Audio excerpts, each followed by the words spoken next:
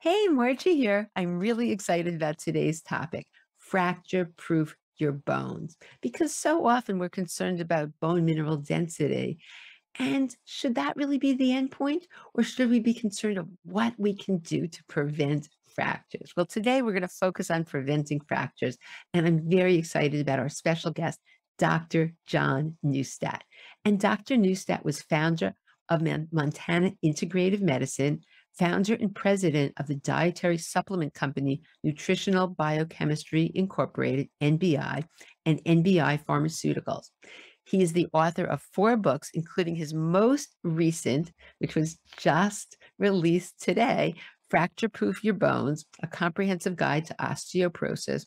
And Dr. Neustadt received more than a dozen US FDA orphan drug designations. He's a member of the Bone Health and Osteoporosis Foundation, as well as the Corporate Advisory Roundtable, which is their high-level corporate advisory body. And he's on the board of directors of the California Naturopathic Doctors Association and the chair of the membership committee. He's published more than 100 research reviews, and he's been recognized as one of the top 10 cited authors in the world for his work. And today we really focus on what can be done to prevent fractures. And it's just such a great conversation with so many pearls to take home. And yeah, so just definitely stay tuned because there's really a myriad of fabulous information. Welcome, Dr. Neustadt. I'm so happy to have you here. And I'm just so excited about this book because I really read it cover to cover, which is unbelievable because I was away. And so it was like perfect to bring on the airplane. I just read the whole book. Anyway, it's not like you're reading at the beach, but it was just really fabulous with so much amazing information. So I'm so excited to have you here today. Thank you. It was a labor of love writing this book, truly. And please call me John. And I'm excited to have the opportunity. Thank you for the opportunity to share what I've learned. Okay, so let's just start. What motivated you? Because there are osteoporosis books out there, but what motivated you to write this book? And I love the title because it's a little different what you're focusing on, fracture proof your bones. So what was your motivation? I was motivated by a little bit of frustration and also a lot of hope. And the frustration came out of, a decade and a half of clinical work and repeatedly when patients are talking to me about osteoporosis and my research and writing that I do as well, the focus is almost exclusively on bone density. But really clinically, that's not what we should be focusing solely on because a bone density test only predicts 44% of women who will break a bone and only 21% of men. Clinically, it's not the most dangerous thing with osteoporosis. It's a number on the test. So really what people I'm hoping will begin to focus on is how to reduce fractures, how to avoid breaking a bone, because that is the most dangerous thing with osteoporosis. And as I've worked over the years and again, done research and presented at medical conferences and talked with doctors and patients, it became clear that this holistic approach that I've developed was something that people wanted more of, and that most patients were not getting from their doctors in a plan that was actionable. If a physician typically talks to a patient about doing something other than just a medication, maybe they'll say go exercise or change your diet. They don't really have a prescription for how to do that. They don't. They leave patients typically on their own to figure that out. And so this is trying to fill that gap and how to navigate that and help people not just understand the limitations of the bone density tests, and that is medical organizations that has looked at the research has correctly concluded that fracture risk depends on factors other than bone density, but it's to help them put that into an action plan, understand how to have better conversations with their doctors about the medications that they're being recommended, so they know what questions to ask their doctors, make sure they're getting the right recommendation that's good for them, understand how to identify and eliminate hidden dangers to bones, things that sabotage their bone health and create osteoporosis, and then how to create their holistic bone plan for themselves so that they can improve their bone health and be as healthy and reduce their risk for fractures as much as possible. And I'm sure everybody listening is just going, yay, because you're absolutely right. Unfortunately, people just what you said, and I see this thousands of people, go to the doctor and their bone density, up, you need the medication, and yeah, exercise and take vitamin D. They do check that. And that a lot of times that's it. And people are like, help, what am I going to do? And then it's hard to find doctors who specialize in this, who've had experience with it. So it gets very confusing. So this is so great that you're able to put all these years of working with patients together in a plan that works, that you've seen success with. So it's very exciting. Now, like me, who's been doing this, I've been doing this over 25 years now. My whole thought process in osteoporosis has changed from the beginning, and I know yours has as well. So you want to share how things have evolved for you? Oh, I would love to. So at the beginning, I was focused like most everyone in the field of medicine on bone density. And I was focused on really providing recommendations targeting bone density and doing testing it would improve a laboratory marker or would improve the number on the test.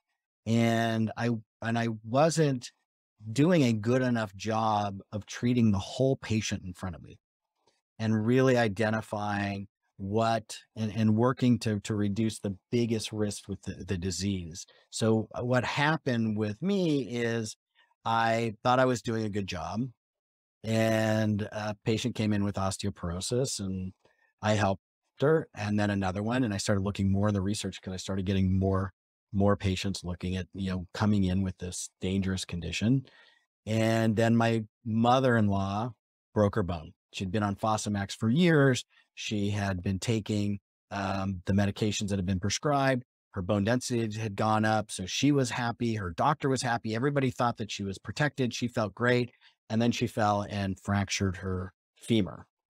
And it really was a turning point for me to say something's wrong. Something is not right with with the paradigm, with how this is being approached and treated. And part of that is because, as you mentioned, there's not really a specialty that people go to. General family practice doctors are typically the ones who screen for osteoporosis, diagnose it, and treat it.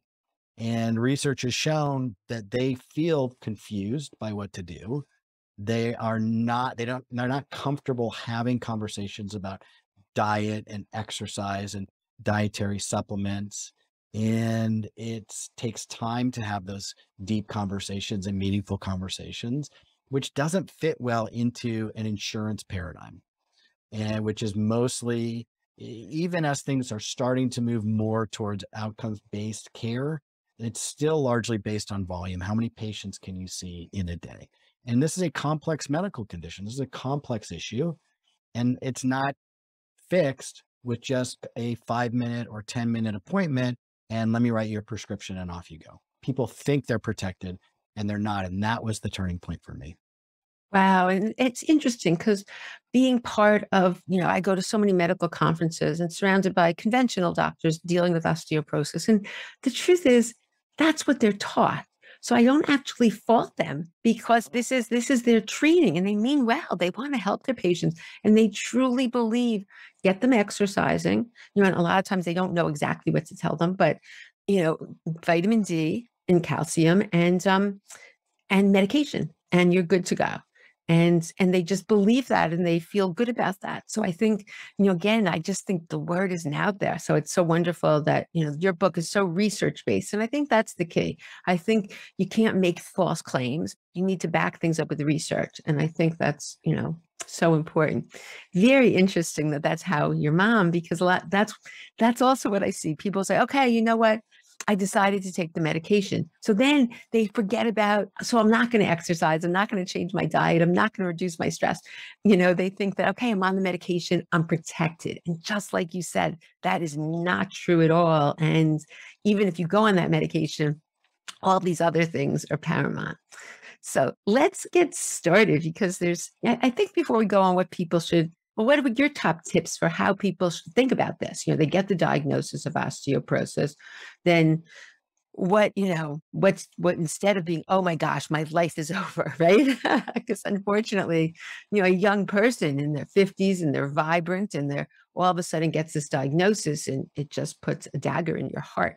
So what's your thought process on what? It's scary, and I write about this in the book, and that people first of all take a deep breath. Right? It's not an emergency. There's time for you to understand and educate yourself about osteoporosis, about bone health, and what you can do, and about the medications. I'm not against medications when properly prescribed and when needed. They're fantastic, but it's not the only option. And to understand um, that you're getting the best recommendation and to put a plan in place for yourself is important. And also to understand, I think fundamentally, one of the most important things that I teach people is how to ask the right questions, how to ask better questions so they're getting better, more empowering information. So with osteoporosis, although it's a complicated disease process, there is really only fundamentally one question that people should be focused on, and that is fractures. If there's a test that somebody recommends, the question is, how predictive is that for me breaking a bone? If there's something that somebody recommends, whether it's diet or exercise or supplements or medications, the question is, have there been clinical trials showing that what you're recommending me reduces fractures, or epidemiological evidence? Is what you're telling me, has it been shown to reduce fractures, not just improve a number on a test? And ultimately, about maintaining and promoting strong bones ultimately is about whether you break a bone or not. And so that is the bottom line. Yeah, and I couldn't agree more because the results of fractures are devastating. I mean, it's really none of us want to be one of those horrible statistics. And, that's not the first thing. People are so excited when their bone density increased. And yes, I mean, that is a good thing, sure, when you're doing things and you see a positive trend. But you're right. It's not predictive. And that's such a good point. Could you a great example of this, which I'm asked about time and time again, and I love how you talk about it in the book, is strontium, because that will be something that you'll see an improvement in bone density, but there's not really accurate. So why don't can you explain? I like what you wrote about that in the book. So strontium is interesting because it's become companies are using it in their formulations for dietary supplements. It's a mineral like calcium. It then integrates into the bone. The challenge with strontium is that because it's heavier than calcium, when the bone density test happens, so it's an X-ray that, X-rays are shot, into the bone and they bounce off the minerals, the X-rays at a certain angle. It's called the refractive index. Well, the machines in the US are calibrated for calcium, and the minerals that are naturally in bone. And strontium, because it's heavier than calcium, those X-rays bounce off at a different angle. And so the test result that comes out is not accurate. It gives an inaccurate bone density test result. Not only that, and then we go back to, well, has it been shown to reduce fractures? Well, the answer is yes. In some studies, it's been shown as strontium ranelate, which is a form that's approved as a medication in Europe, but is not available in the US and dietary supplements in the US. And you'll find it in the form of strontium citrate typically. And the strontium ranelate, there have been studies showing it reduces, most of the studies show that it reduces vertebral fractures, but not hip fractures. And it's actually the hip fractures that are the most dangerous type of fractures. If you break a hip, if you have osteoporosis, you break a hip, there's up to a 36%, 40% chance that you're going to be dead within a year.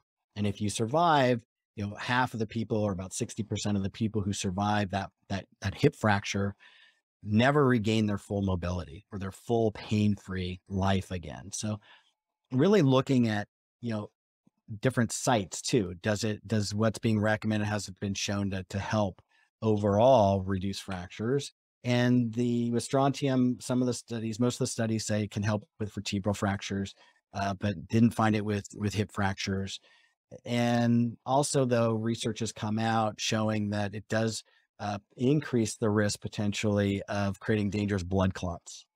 And the researchers in the articles have stated that for every one person that's helped by strontium, they believe it will cause one person to have a blood clot.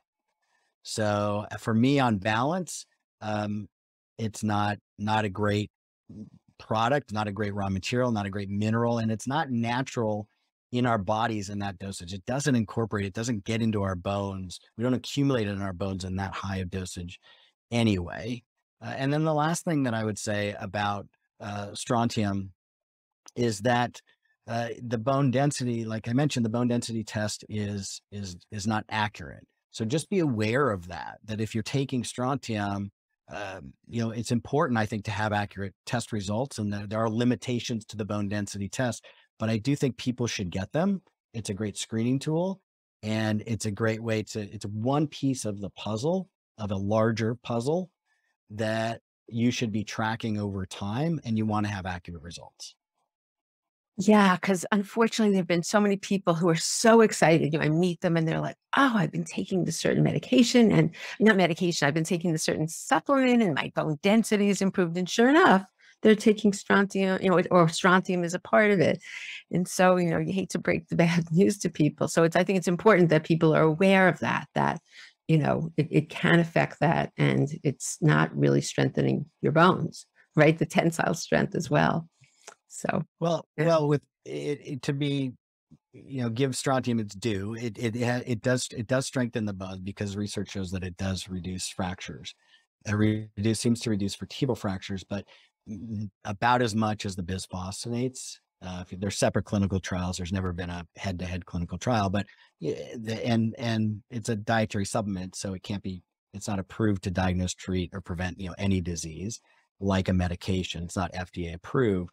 But in terms of the clinical trials in Europe that were done on the medication, the strontium ranelate, there is some improvement in bone strength, but there's a risk of blood clots. There's a false bone density test result. Really doesn't seem to perform much better than the bisphosphonate medications. And so and it also may interfere with calcium absorption is the other thing. So for those reasons, I'm just not a fan. Got it. Okay. So the other thing that I love that, you're very into is that, a lot of people think, oh, just postmenopausal osteoporosis. But what you so beautifully talk about is there's so many other causes and they're hidden and a lot of people are unaware of them. So do you want to share some of those with us? Oh, I would love to. So it is a danger that is lurking in too many people's medicine cabinets. And those are common medications that people are taking and they're not aware and their doctors haven't told them because a lot of doctors aren't aware. I mean, like you mentioned before, they are well-intentioned.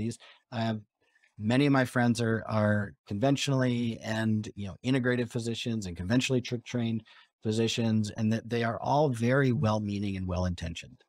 But what many don't realize is that common medications like fluoxetine or Prozac, the selective serotonin reuptake inhibitors for depression, strip the bones of calcium and reduce the bone quality and reduce the bone quantity. Meaning, and that's important to understand. So the nutrients in the bone, in terms of the minerals, the calcium, for example, that gives bone its quantity. And that's what's detected on a bone density test. But there's the bone quality that is made up with the proteins in the bone and the collagen in the bone. And that's what ultimately gives bone its strength, which is why a bone density test doesn't predict very well somebody breaking a bone, because it only tests the quantity of the bone and not the quality of the bone. And as a caveat, there really isn't a great test for bone quality. So I wish we had that. It really does not really exist at this point. But in terms of the selective serotonin reuptake inhibitors, they increase osteoporosis and fracture risks. And most people are not aware of that. And so that's really important. The other thing are the acid blocking medications. 50% of acid blocking medications are prescribed for acid reflux.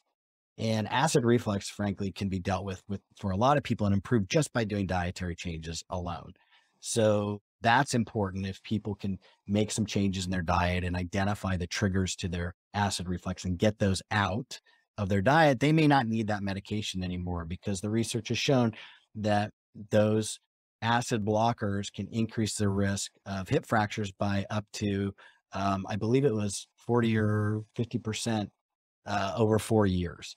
And people are taking them long term. They were never approved for acid reflux, for example, for long-term use of months and years. And that's exactly what people are doing, especially now that they're over the counter.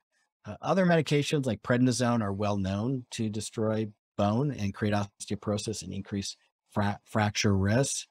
Two of those, the ones that are commonly missed, though, that I see a lot, are those acid blockers and the antidepressant medications. And so those are really important to understand. I think it is really critical, because I was reading a recent statistic, and I think it's 25% now of women over 60 are on antidepressants. So, there are a lot of people taking antidepressants. Also, they're prescribed for young people, for young people, someone who has postpartum depression, or somebody, they're prescribed a lot, and people are not told. That is something people are not told. Oh, one of the risk factors is osteoporosis. In your book, and you were also on my summit, and you did such a beautiful job of really going in detail, which you do in the book as well, about these medications. So someone listening, two things. So someone listening who's on either one of those, let's start with the acid blocking. So someone who's on acid blocking medication, should they work with their physician, not just get directly off of it? What's your thought process on that? Well, I always recommend people work with their physician, their healthcare provider, if they have any diagnoses or disease, and talk to them, get information from them so they can ultimately it's up to each one of us to make our own decision about our healthcare. But your doctor, your healthcare provider, hopefully knows you and your medical situation better than anyone, and can advise you, not just with good advice about medications, but also hopefully holistically, what are some of the options? Like I mentioned, dietary changes with acid reflux, but there's some things that can be an underlying cause of acid reflux that do require a bit of testing. For example, if somebody has an H. pylori infection in the stomach, that can cause acid reflux. So getting a good evaluation is important to try and understand and diagnose the underlying cause, because ultimately any action plan, any treatment plan that your doctor may provide, really the best ones come from the best diagnosis. And so really trying to get to understand what that underlying cause is important. The other thing, some food allergies can cause acid reflux as well. So that may be something to look at. And the other and sometimes with these conditions, it just comes down with a little bit of experimenting and some detective work, and not giving up, and really saying, I'm gonna figure this out. Because there are a lot of times solutions, especially with acid reflux, that can yield great benefits and great results for people, where they can discontinue that medication. Not always. Sometimes people do need to be on the medication longer term, but most of the time when I talk to patients, they haven't really looked at these other ways of thinking about their conditions, and they haven't been given the options by their healthcare providers of how to pursue this, or other tests to run beyond just, well, here's a medication to treat a symptom. One overlooked thing often with acid reflux that can be causing it, actually, is too little stomach acid.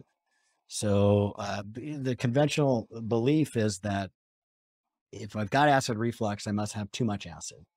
But the reality, as we get older, or if you have an autoimmune condition, or if you're on some medications, the amount of acid that your body's producing, your stomach is producing, decreases. And there's a little muscle at the bottom of the esophagus. Esophagus is the tube from your mouth to your stomach, called the lower esophageal sphincter. It's a round muscle, and it closes up so that the contents of the stomach don't come back up into your throat and burn you, right? Right here, your sternum, and you get that substernal burning or throat burning, or you can get the coughing, dry coughing when you're laying on your back. That's the acid. You're aspirating, you're breathing in the acid. So one of the signals for that muscle to close and keep the contents of the stomach separate from the throat is the pH. And when your stomach produces acid, the pH goes down. And when it hits the threshold and you get a low enough pH, that stomach, that muscle, that lower esophageal sphincter closes up to protect the throat. And if you're not producing enough stomach acid, the pH doesn't get low enough, and that muscle can stay all the way or partly open, and that can allow the contents of the stomach to come back up into the throat. So looking at if you're producing enough stomach acid may also be a valuable evaluation to identify potential underlying cause. And if that is the case, there are ways to deal with it, including supplementing with digestive enzymes that contain some stomach acid, as long as you don't have an ulcer. If you have an ulcer, you don't want to give yourself some hydrochloric acid, and you definitely don't want to do that without your doctors, without really making sure that it's done the right way, because you can get too much stomach acid, it can burn the lining of your stomach. So just a little note of caution with that. That's so true, because it's such a crazy concept for people to understand. We're taught, increasing the acid of my stomach, that low stomach acid could be the problem that I'm having here. I'm taking, acid reducing drugs. But yes, it's so true. Dr. Wright looked at the Heidelberg test, I guess this is a while ago, Yep. and found 90% of people with osteoporosis had low reduced stomach acid. So I think it's a very big issue. And I think it's something that, a lot of people don't realize. And it's something that, as you said, as we age, it's and what that can do is it sets up a situation. So the stomach acid sterilizes the food. So if there are any microbes coming down with your food, not only does it sterilize the food, it is one of the molecules that then activates some of the digestive enzymes to break down your food. So you can get incompletely digested food going down into your small intestines. You can get, which can lead to not being able to absorb as much of your nutrients. It can also create inflammation. It can create, infections, predispose people to infections. And so that long-term, inflammation that can occur, and potentially not absorbing the nutrients from your food as well. All of that, yes, can definitely damage bone. I guess the other thing, while we're talking about stomach acid, we might as well discuss calcium, because there's a certain type of calcium that requires stomach acid. So if you don't have, you want to talk about that? Because I know, that's not one that you recommend, nor do I. And it's something I think that's probably one that's very common. I know it's one that's very common. So you want to talk about that a little bit? So I think you're referring to calcium carbonate. Yes, exactly. And that's one of the common forms of calcium people see in dietary supplements, especially the cheaper kind, because it's very cheap to manufacture with. But it requires stomach acid. It requires a low pH in the stomach to break apart that carbonate molecule. So it's all minerals, calcium, magnesium, zinc, whatever it is doesn't just go into a dietary supplement by itself. It has to be connected to a carrier molecule. So you've got the calcium ion connected to carbonate, and it's actually multiple calcium ions connected to one carbonate. In order to break that apart, to liberate that calcium from the carbonate so that your body can absorb the calcium, you have to have a low enough pH.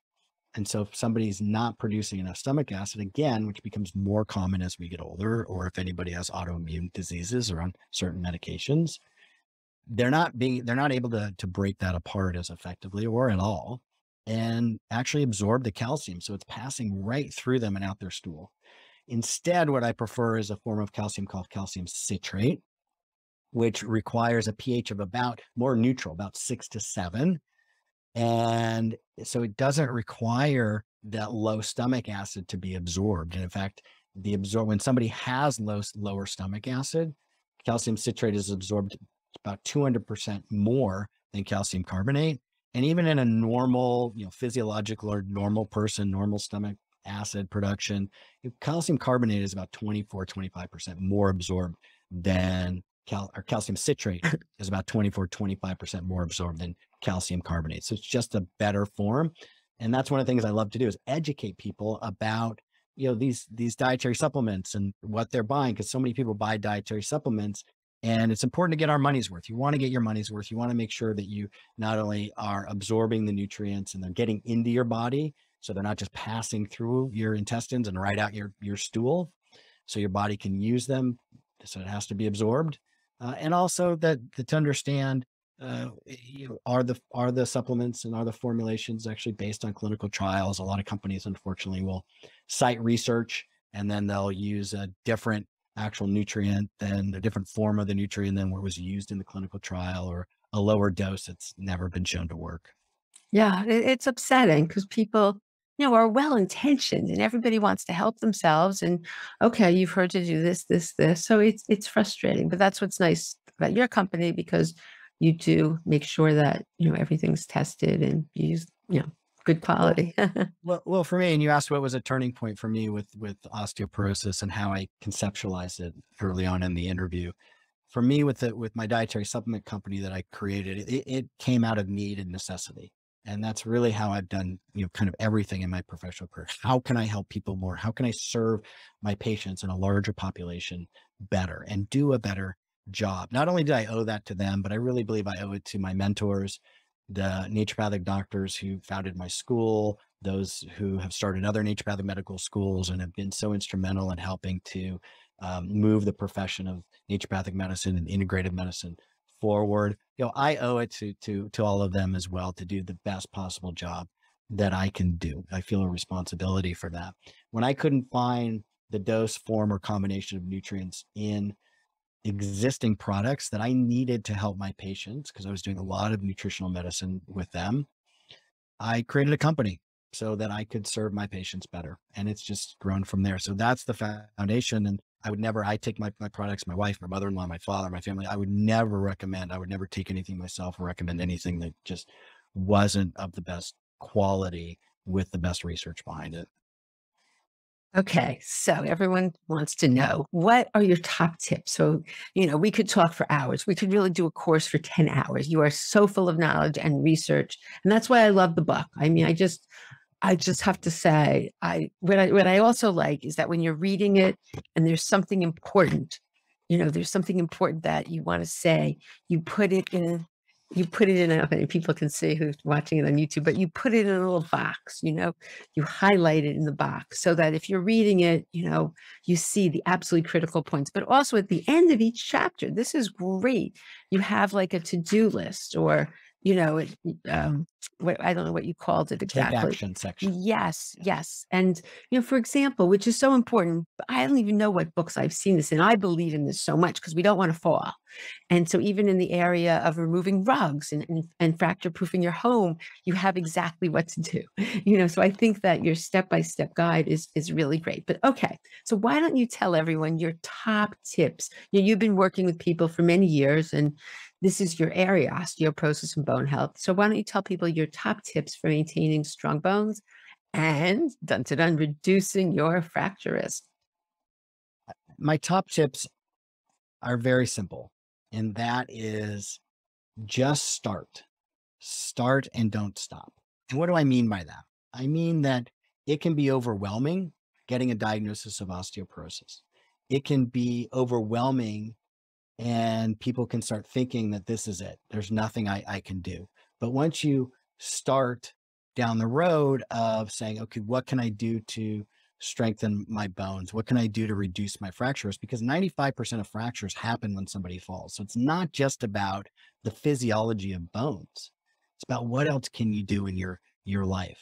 And so when you start, and even in my book, there's that take action section at the end of chapters of what to do to help people create their holistic plan, that you don't have to do everything at once. It doesn't have to be totally radically changing your diet if you're not already eating the way that the research shows has been associated with reducing hip fractures by over 20%.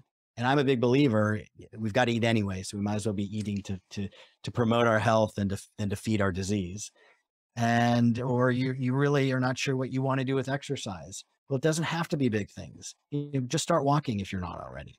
So taking those little steps and just incrementally, as you're comfortable adding new things, and that's what my book walks people through: how to talk to their doctors, how to make sure they're getting the best recommendations, what to look for in their home, simple things they can change, and they can build on those successes.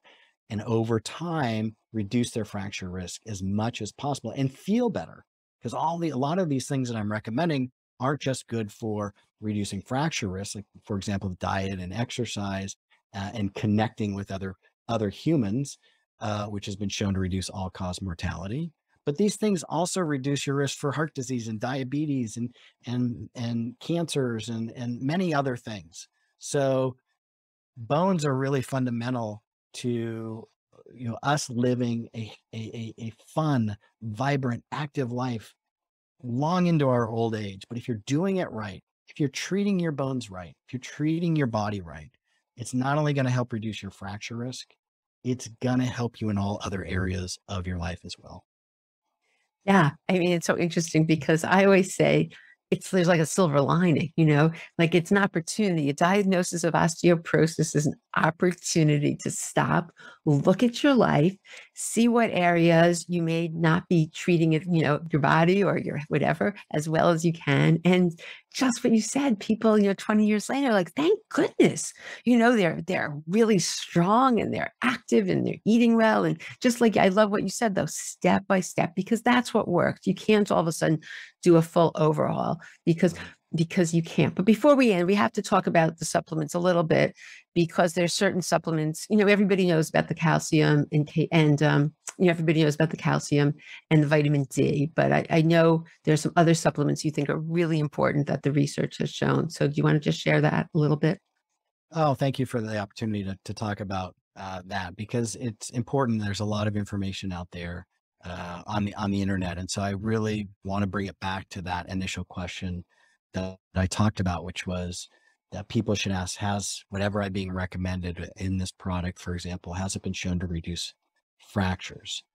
So you want something that in clinical trials has been shown to promote bone density, healthy bone density, and also, though, to maintain strong bones, as indicated by reduced fractures in clinical trials, because that's the ultimate indicator of whether your bones are strong or not. So there are only 4 nutrients out there that actually, in controlled clinical trials, have fracture reduction as the endpoint that was evaluated. So it's calcium and vitamin D, and it's MK4, a specific form of vitamin K2. There are 2 forms found in supplements, MK7 and MK4, and strontium, and we already talked about strontium. So there's a whole chapter on dietary supplements, but for what the overwhelming research and the most studied form in clinical trials with fractures as the endpoint, as the goal, the MK4 45 milligrams a day is the only form of vitamin K2 that's been shown in multiple clinical trials with fractures as the endpoint, to pass that bar, to meet that criteria. And calcium and vitamin D. There are other nutrients I talk about as well, but those are the 4. Those are my top 3. Really, it's not complicated, and that's one of the things that I try and impart to people, and I try and teach people, that it's really not complicated, and it can be overwhelming. So let's simplify things. Let's make the whole thing a lot simpler. A lot of people want, say, well, where's the magnesium? What about magnesium? I'm a huge fan of magnesium. I love magnesium, and most people don't get enough in their diets. But in terms of fracture reduction, there aren't clinical trials showing as the primary endpoint that magnesium reduced fractures. Now, I think people should be taking a good high quality multivitamin as well. Most people could benefit from that. And it should have a healthy amount of highly absorbable magnesium in the product, as well as if they're eating that osteoporosis diet, more of a plant-forward diet, a Mediterranean-style diet that I talk about and advocate, and the research supports, I talk about in my book, they're going to be getting a lot more magnesium in their diet also. Great. It's a controversial topic, K2, and it's all good. I mean, the thing is, I think K2 for a while wasn't even known about. And now we know, and it's so important to our bones. And I think even in the conventional world, it's starting. Do you agree? Is it starting to get in a little bit? What's your thought on that? I still think it conventionally it's not known, and and there's a lot of misconceptions about the nutrient with conventionally trained doctors. Uh, but I think they're starting to get a lot more questions about it, and so they're starting to maybe hopefully learn more about it. Yeah. So anyway, what else would you like before we end? As I said, we could do a 10-hour course, and this book is, I just love all your statistics. I started writing down in the back, like one page, just really fascinating statistics. And I just kept going and going. And I said, you know what? No, Oh, because I'm it, so thrilled. yeah, no, it really, you did just such a good job of putting facts together. And your chapter on the medication is beyond, because this is not known. And I actually, since our summit, when you had talked to, really talked about the, in terms of the antidepressants, my husband's an OBGYN, and he didn't know that. He was not aware. He knows about the PPIs and so many other things, but he really wasn't aware of that. And since then, he's completely changed what he says to people. He doesn't put people on it, but to let people know if they're on it, because a lot of people just think, I feel a little better. They haven't even tried. There's so many other, we didn't answer that question though before we leave. So someone who's on antidepressants, is that something they should be working with their doctor with to get off? What's your thought on that? I would say they should be working with their doctor to make sure it's appropriate. And whether or not somebody can get off of them, it depends on the individual. I mean, antidepressant medications can be very helpful for people. I'm not against them. But what I've seen is a lot of times there are other ways and other things going on where people don't need them, or maybe they need them short term while they're working on other aspects of their health, whether it's mental, emotional, or whether it's physiological and biochemical. Because what we see over and over, and what the research shows, is that there are many nutritional deficiencies and insufficiencies that are associated with poor mood and depression. And we know all the nutrients that are required to produce serotonin and dopamine in our body. So if you're taking a something that artificially increases those nutrients, the question I always have is, well, why is your body not producing enough? And so there are tests that can be run that look at each, the different steps in those pathways. And we know, for example, with serotonin, you need tryptophan to start, that then goes to 5-HTP and then down its pathway to eventually get to serotonin and then melatonin. And for each of those steps, you need certain nutrients, B vitamins, for example, magnesium, vitamin B6. And so those can be tested to see if you have any deficiencies in those, and provided a very customized protocol of supplements and nutrients to identify exactly what you need, not a shotgun approach. There's an often overlooked test. I think it's the most important laboratory test for women that doesn't get run. And that's the serum ferritin test. It's the most sensitive indicator for iron deficiency. And women, especially menstruating women, are at the highest risk for iron deficiency. Conventionally, typically what's run is just a CBC, a complete blood count. Your red blood cells, your hemoglobin, hematocrit, mean corpuscular volume, MCV, and then they say, oh, if those are abnormal, then they'll escalate and they'll say, okay, well, maybe let's run a more comprehensive iron panel and see what's there. See if we can identify maybe what's going on. But the reality is that a serum ferritin, it's the most sensitive indicator for iron status. And the reference range is so broad, it seemed as low as about 8 all the way up to over 200 as to be clinically irrelevant. The research shows you really want it above 50. Below 50, you can get symptoms of fatigue and depression. And I've had people come to me with the ferritin, their red blood cell count's normal, and their ferritin is, 10, 12, 8, and the red blood cell counts and all that is still normal. And they were never given that screening test, which indicates they need more iron. And so you supplement with a good, highly absorbable, effective iron to raise that ferritin level, to raise the iron stores. And if that's the reason why, that somebody's mood is down and affects other systems in the body too. But if that's the reason, then mood improves. That's so interesting that you've seen that. So my question is, do you think everybody should have that run as a screening test, or just people who have symptoms? I believe that all women should have that run as a screening test, all menstruating women specifically. What about postmenopausal women? So now, So that's it that's just, done. Yeah. yeah, that's something that maybe more of a case by case. It's not an expensive test, so I don't think that it, in terms of a cost, it doesn't really seem to be. It would be cost effective, I believe, but I haven't seen a study on that demographic looking at cost benefit analysis. But if However, you're feeling depressed or if you're oh feeling yeah, if like you're your mood, what yes. symptoms? Just tell us the symptoms. This So is really important. so the symptoms can be, poor mood, brain fog, hair, falling out or thinning, brittle hair, decreased reflexes, poor digestion, dry skin. So the ferritin, it affects every system in the body because that's actually part of our energy producing pathway. So our ferritin or iron, I should say, is used to produce cellular energy, not just to carry oxygen in the blood, which is what the red blood cells test for. Do you have enough iron in your red blood cells to carry oxygen in the blood? But iron is used for hundreds of different parts of our physiology and our biochemistry. And one of those is energy production, mitochondrial health. And so when your mitochondria aren't functioning well, you don't have good, effective, and efficient energy production, it can affect every system in the body. Libido. I mean, the list just goes on and on. Okay. So when you're getting your blood work, just ask to Ask for a include. serum ferritin. Right. Okay. What a And great if they tip. come back and they say, oh, it's normal, then the question is to interpret it, because the challenge is doctors will say, oh, you're fine if it's at 30.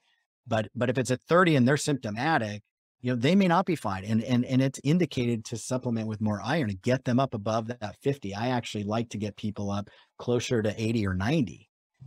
That's really interesting also, like functional medicine doctors, naturopaths, there's a different range, the normal range. And we saw this when the parathyroid surgeon was on, with calcium, when I spoke to the parathyroid surgeon on the summit, normal values on your test aren't actually normal and you can have a parathyroid tumor, so you really need to look at it. Sometimes, what they say is normal may not be. And that's That's a good interesting. point. And with laboratory values, what does normal mean? So normal, when you're looking at a blood test, means that 95% of the people are within that value, right? There are going to be a percentage that are too high and a percentage are too low, and they just say that's normal. It doesn't indicate healthy. It doesn't indicate the optimal value. And so that's where the nuance is, and really looking at the research and what the research supports is really important. And that's why you can get such a huge range for ferritin that is not clinically relevant. They've got to understand what the optimal values are. And that's also just taking control of your health, not just saying, okay, it's all in the green, I'm good. Right. Oh Exactly. gosh, well, we could talk forever. Is there any one last thing? I mean, you've shared so many pearls with us, and this book is just so good. I'm really grateful for you for creating it. I've so enjoyed reading it, and it's given me, I wrote down different page numbers that I'm going to refer to because you have all the research. I mean, there's so much, the back, so many pages with references that people can go back and see where it actually came from. And again, it's doable and it's really easy to read and step by step. Okay, so now what do you do? And like me, you take the mind body approach and all the pieces, which is so, so important. So thank you for writing this. And I know on your website, you're giving everybody who listens to the podcast 10% off the book, because actually the book is out when this podcast, we plan this, that when it's released will be when the book's available. I got a copy early on, but so it's Happy Bones, correct? I think it's Happy Bones 10 is the Happy discount. Bones 10. Not Okay. just for the book, for if anybody would like to interested in spending some time on our website, looking at the research on the other products that I've created and would like to try any of them. It's also 10% off of anything on any products on the website, including the book. Well, is there any last minute things before I thank you for being here? I would just like to thank you. First of all, the fact that something that I've spent literally, almost 2 decades of my life, learning and researching and distilling down into actionable, easy to understand, easy to communicate ideas and concepts for everybody to understand. The fact that you, who I respect immensely, I'm familiar with your work, You put out such great information. You're so enthusiastic about the topic. The fact that you are gushing about my book and you like it so much, and it's helping, and it's something that you feel can help other people. To me, I mean, I'm over the moon. I can't tell you how excited I get to hear that. So thank you. Oh, my pleasure. And also, I think the other thing is that, as both you and I believe, we don't alienate our doctors. We don't. We bring them No, in. We bring them yeah. in and we educate. And so I think, you have enough resources and studies that you can say something about, I'd like to get off the antidepressants. These studies showed there's an increase in fracture risk or whatever it is. You have the research to back it up and you have the good questions that you can ask your doctor. So, Well, it also may yeah, be important to get a team together. yeah. So, my medical doctor colleagues and osteopathic doctor colleagues are incredibly, they're so good at what they do. My functional medicine doctor colleagues and my naturopathic doctor colleagues are so good and well intentioned with what they do, but we all can't know everything about everything. And so that's where I think getting a team together and having an MD and having an ND, who you can consult with to get a better, more holistic, better picture about what your options are and what the testing options are and how to pursue your health goals, I think ultimately serves the patient better. And just to make everybody feel good, it works, right? You've seen great And it results. works. Yeah. And it's not just me seeing results anecdotally. The research shows these integrative approaches work. Well, I love that. Well, thank you so much and good luck with the book. I'm so excited about it going out to the world. And I look forward to staying in touch. Thank you. Me too. Thank you so much. I hope you enjoyed my interview with Dr. Neustadt. I highly recommend his new book. There's so much great information. All the links to his new book and his products are on the website. And make sure to use the coupon code HappyBones10, and he'll give you 10% off anything that you purchase. So thank you so much for tuning in, and I look forward to seeing you on the next episode.